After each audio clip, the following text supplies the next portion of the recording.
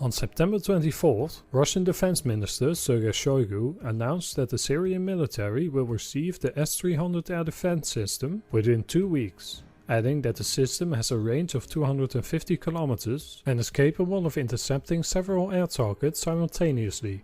The defense minister added that all HQs of the Syrian Air Defense Forces, SADF, will be equipped with better automated process control systems, which are only supplied to the Russian armed forces. This will allow a centralized control of SADF units across the country to be established, will lead to a better integration of Syrian and Russian military assets operating in Syria, and provide the SADF with better targeting information. According to Shoigu's statement, Russian EW systems will suppress any communications, radar and satellite navigation of combat aviation involved in attacks on Syria from the eastern Mediterranean. Shoigu recalled that Russia had frozen S-300 supplies to Syria in 2013 at Israel's request, adding that now the situation has changed. Many observers and experts are looking forward to the time when these systems will indeed be placed on high alert in Syria and will then demonstrate their ability or inability to confront modern combat aviation. In any case, the supply of S-300 systems will further affect the already shifting balance of power in the Middle East, particularly in Syria, where the Assad government and its allies, Russia, Iran and Hezbollah, de facto achieved victory in the hot phase of the conflict. Cooperation with Turkey allowed the Syrian-Iranian-Russian alliance to reach a number of important military, humanitarian and security goals, de-escalating the situation in the northwestern part of the country and setting a foothold for possible peaceful dialogue between Damascus and the Turkish-backed opposition. Relations between Ankara and the Moscow-led alliance have never been too warm, but have been cooperative on the ground. This cooperation faces opposition from Washington, which has even threatened Ankara with sanctions. Meanwhile, the US-Israeli bloc have not been able to achieve their goals in the war-torn region. These goals were to replace the Assad government with a loyal regime and to limit the influence of its adversaries, Hezbollah and Iran. In fact, the conflict has led to a significant growth of Iranian influence and the activity of Hezbollah. The US decision to recognize Jerusalem as the capital of the Israeli state and the attempts of the Trump administration to intervene in any case where Israeli interests are allegedly under-respected have already led to a further escalation regarding the Palestinian and Israeli trans-border issues. Moreover, the US withdrawal from the Iran nuclear deal forced Tehran to take a tougher stance on regional issues, including its ballistic and military programs, and investments in the conflict in Syria, Iraq and Yemen. The situation in and near the Gaza Strip is especially tense. Clashes between Palestinian protesters and Israeli forces have resulted in hundreds of killed and thousands of injured Gazians. The number of Israeli strikes on various Palestinian targets has grown, while Palestinian armed groups have also expanded mortar and rocket shellings of southern Israel. On July 19th, Israel also adopted a basic law declaring itself the nation-state of the Jewish people.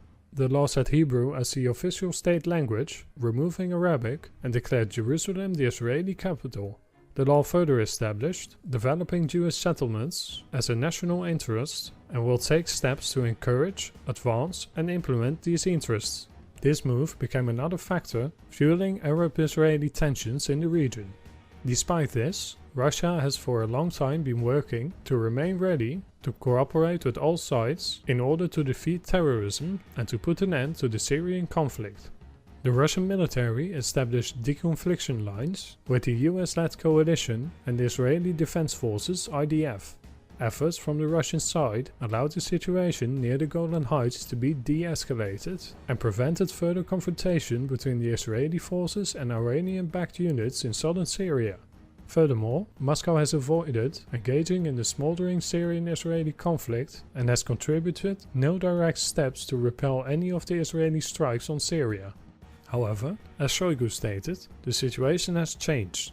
The Russian decision to supply the S-300 systems to the Syrian military was a result of a series of events which started with the incident involving the Russian Il-20 reconnaissance plane off the Syrian coast on September 17th. The plane, with 15 servicemen on board, was shot down by a Syrian S-200 air defense system, repelling an aerial attack by the Israeli Air Forces. There are two conflicting versions of this development. According to the data provided by the Russian Defense Ministry on September 18th, 4 Israeli F-16 jets carried out strikes on 2 facilities of the Damascus government in Latakia. During the attack, the Israeli jets used the IL-20 as a cover, thus triggering the incident. On the same day, Defense Minister Shoigu stated that Israel is the side bearing full responsibility for the IL-20 shootdown and added that Moscow reserved the right to respond. Russian President Vladimir Putin described the incident as a string of tragic circumstances. On September 19, Russian forces kicked off live fire drills off the coast of Israel and Syria, which lasted until September 26th. The no-fly zone established in the framework of the drills covered most of the airspace near Israeli waters. On September 23rd, the Russian Defense Ministry held another press briefing, providing a detailed look at the IL-20 incident. During the briefing, Defense Ministry spokesman Major General Igor Konashenkov once again confirmed that Moscow sees Israel as the side responsible for the tragedy. The reasons are the actions of the Israeli side. F-16 jets were using the IL-20 as a cover to hide from Syrian air defense fire. The Israeli military warned Russian forces about the strike less than 1 minute ahead and provided misinformation about the targets, claiming its jets would attack several industrial facilities in northern Syria. Israel has shown its low commitment to the deconfliction agreement with Russia. According to Konashenkov, Russia has sent as many as 310 notifications to the Israeli military. Israel has notified the Russian side only 25 times, although its jets carried out more than 200 strikes on targets located in Syria over the past 18 months alone.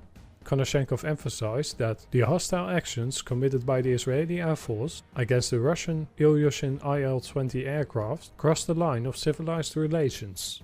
On September 24th, the Russian Defense Ministry held another briefing, revealing radar data confirming its statements. The version of events provided by the IDF is quite different. On September 18th, the IDF released an official statement claiming that Syria, Iran and Hezbollah were responsible for the tragedy. The IDF contested the version provided by Russia, saying that Israeli warplanes were within Israeli airspace when the Syrian forces launched anti-aircraft missiles. The Syrian anti-air batteries fired indiscriminately and, from what we understand, did not bother to ensure that no Russian planes were in the air, the IDF stated. Describing the target of the strike, the IDF claimed that it was a facility of the Syrian armed forces from which systems to manufacture accurate and lethal weapons were about to be transferred on behalf of Iran to Hezbollah in Lebanon. On September 20th, the Israeli delegation, led by Air Force Chief Major General Amikam Norkin, visited Moscow in order to provide with Israeli initial investigation of the incident.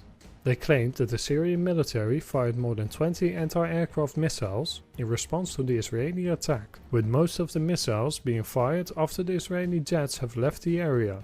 The delegation once again insisted that Syria was on the side to blame for the situation. Following the September 23rd press briefing by the Russian Defense Ministry, Israeli Defense Minister Avigdor Lieberman stated that Israel's Syria policy will remain unchanged and will include further strikes despite the IL-20 incident. "We act with discretion and responsibility," Lieberman told Israel Radio in an interview. "Nothing has changed and nothing will change. This is our policy." He further stated that Israel does not intend to have a public argument with Russia via the media. "We have made clear that we will not allow Syrian territory to become a front for Iran against the state of Israel," Lieberman said. "We will continue to act to prevent this, and we have all the means and possibilities." On the same day, the IDF once again rejected the Russian version of the IL-20 incident as false, claiming that all the data to prove the Israeli version has been provided to Moscow.